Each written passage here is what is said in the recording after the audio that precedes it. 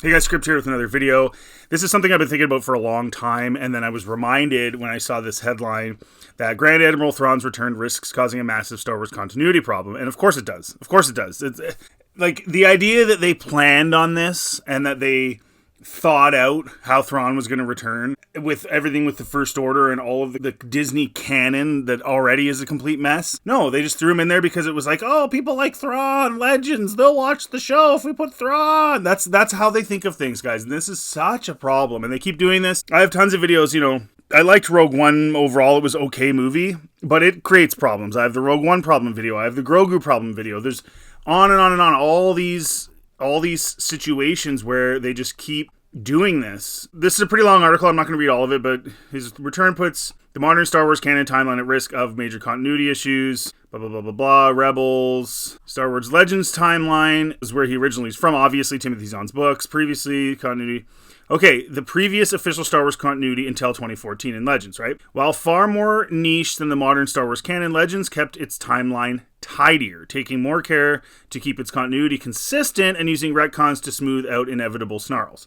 For better or worse, Legends had fewer continuity issues in 37 years than canon has had in under a decade, with the latter timeline frequently overwriting entire works and creating continuity issues that are too big to fix. With retcons, Thrawn's return risks continuing this problematic practice. It's not a risk to them, though. They don't care.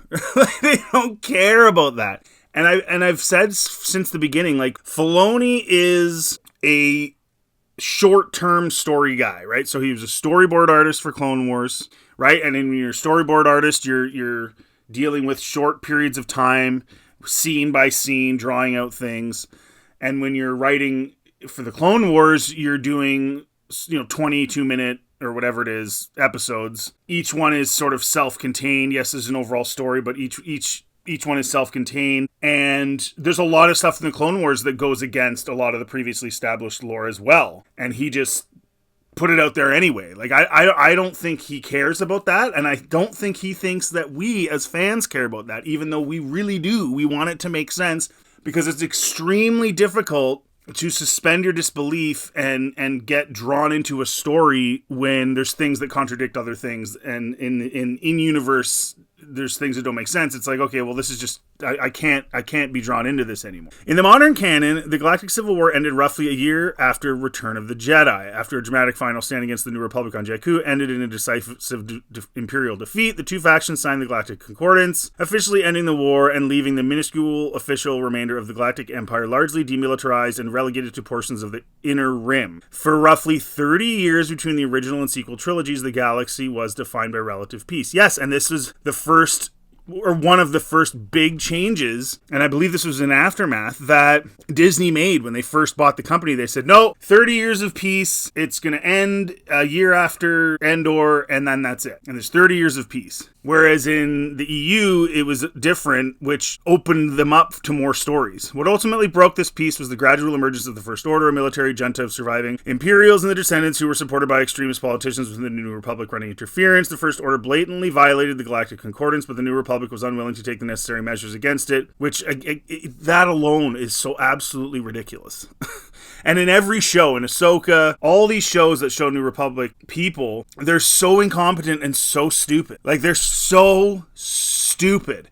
So Luke, Han, and Leia fought, and all those people fought, and all those people died, so that a bunch of idiots, and if you don't believe me, watch the Ahsoka show, and watch Mandalorian Season 3, and you'll see just the incompetency and stupidity of the people that those main characters that we knew and loved fought to have replaced the Empire. They're just total idiots. But that's the only thing that they could think of, right? They couldn't write an interesting story that explained how the First Order came to be and why they were so powerful and big and why there was no New Republic resistance against them. But they didn't know how. And so they just said, they're stupid Star Wars fans. They're dumb. They don't care. They just want to see lightsabers and Yoda, baby Yoda. Like, no, that's honestly God. It has to be how they're thinking, because why wouldn't they take the time? Or are they just completely incapable of making it make sense? So that led to Leia Organa to form the Resistance, a pro-democracy paramilitary organization to keep the First Order in check, which amounted to like a couple hundred people. Like, even in The Force Awakens, I mean, how many people are in the Resistance? Like, where is the New Republic? It doesn't make any sense. This led to a Cold War between the two factions that broke out into a full-scale war when the First Order destroyed the Hosnian system. Thrawn was reintroduced in the Star Wars franchise in Dave Filoni's Rebels, reimagining him for the modern canon. Thrawn's live-action debut was in Ahsoka, another TV series by Filoni. While undoubtedly a successful storyteller, not really. Dave Filoni, like guys, even if you like Clone Wars, you have to admit to me right now, there's a ton of filler in the Clone Wars. And Filoni's a master of filler. And yes, I've been saying this for years, long before even Star Wars Theory and all these guys are saying it. All of these shows could have easily been, Ahsoka could have been like a 2-hour, like 4-episode show. There's absolutely no reason for it to be as long as it was. Nothing really even happens, right? He's the master of filler. Dave Filoni's Star Wars properties are frequent sources of continuity errors, with Filoni himself echoing a sentiment comparable to George Lucas's dismissive attitude towards consistent continuity. I disagree. I don't think George was flippant with continuity. He approved EU stories that you just said were way better at continuity than Disney. I think George Lucas is quite interested in continuity, actually. Star Wars The Clone Wars Season 7, Star Wars The Bad Batch, Tales of the Jedi, and Filoni's episode of The Book of Boba Fett have all overwritten established Star Wars canon materials. Of course, they don't know what else to do. They don't know what they're doing. Grand Admiral Thrawn's return in Ahsoka threatens to break the established Star Wars canon timeline only further. Both The Mandalorian Season 3 and Ahsoka tease that Thrawn's reemergence will bring about the rebirth of the Empire and a new conflict with the New Republic. While Thrawn's campaign in the Legends continuity worked, this is what I was getting at earlier, because the Galactic Civil War continued for 15 years after Return of the Jedi. That's how they were able to write stories with all of our beloved characters from the OT, because it didn't end the war. Luke saved the galaxy from the Emperor and Vader, and the Rebels took out the second Death Star, but there was still Imperials all over the place, including Thrawn, and so they had all these other stories. So they accomplished something really huge, but they didn't completely just get rid of the Empire entirely, which then Disney retconned and said a year later that it was the final battle at Jakku, and then that was the end of the Empire. While Thrawn's campaign in Legends continuity worked because the Galactic Civil War continued for 15 years after Return of the Jedi, a comparable crisis in the modern canon timeline would be a major continuity contradiction. Of course it would. A new Thrawn campaign could be comparable to the wars of the First Order, contradicting the 30 years of peace. Yes, because they think we're dumb. They don't think we think about this stuff. Naturally, given Grand Admiral Thrawn's iconic status and established threat level, the temptation to make him a comparable threat to the proper Galactic Empire and First Order's forces may be irresistible. The problem is that the more profound Thrawn's effect on the galaxy is, the worse he contradicts the established Star Wars canon continuity. Timothy Zahn's Thrawn trilogy of novels breathed new life into the Star Wars franchise, so to have a loose adaptation of it in the modern canon may be what recent Star Wars TV shows in the upcoming Mandalorian and Grogu movie. Of course they are.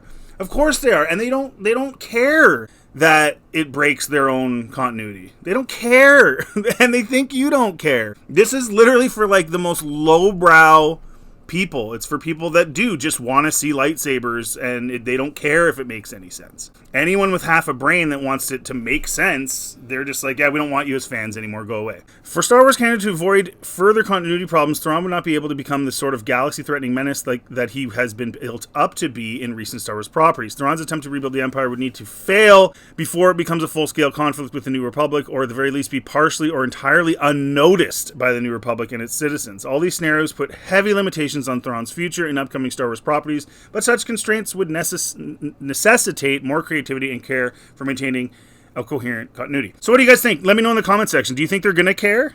Do you think they're going to limit Thrawn? If they limit Thrawn, is it even really that interesting? What do you guys, let me know in the comment section what you think. Personally, I don't think they care, man.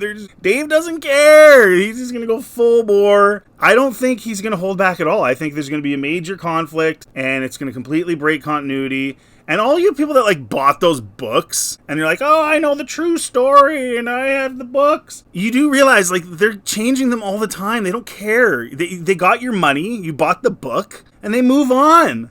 They don't care about you. The thing is, when Legends books were coming out, they tried their best to make them make sense in a continuous storyline. And they took some care in that. So when you bought those books, you knew that, okay, well, there might be the odd little detail that's kind of a little off, but overall, this does make sense and it follows a timeline. And the people who wrote these care about me as the reader wanting to enjoy them and have it make sense. Disney doesn't care about that. Once you bought that book, they're just like, boom, on to the next one. We don't give a crap. We're going to mess around. Now they're doing the Acolyte where they're setting up the Sith pre-Palpatine, even though Palpatine was like the whole thing, like he manipulated everybody. Now we're gonna have like a setup for him being done. That's essentially what the synopsis is saying. It shows the Sith first infiltrating the Jedi Order. It's like, what? He did it. No, it's not him anymore. They just do this because they don't care. And again, this is for lowbrow. This is for people that don't care, they don't care if it makes sense. They just want to watch a Star Wars show and get all... Anyways, let me know in the comments section what you think. This is going to be a major problem. I knew it from the very beginning. It's nice to see, a mainstream article talking about it, because it's just a dumpster fire, folks. And the Ahsoka show was awful. Thrawn was awful in it. He didn't make any sense. He's supposed to be this like master tactician, and everything he did was retarded. And then he was constantly making mistakes. So this is just a disaster, guys. And I don't know about you, but I'm tired of it. I'm tired of them leeching from the EU the things that they want. Dave Filoni couldn't think of a villain, so I'll steal Thrawn. Now I'm going to break continuity in Galaxy Prime because I don't know what else to do, because I actually don't really have a lot of creativity. I'm a good artist. I can draw, but that's about it. So, again, let me know in the comment section. Thanks for watching. If you do like this content, please like and subscribe. Always helps the channel. And have a good day.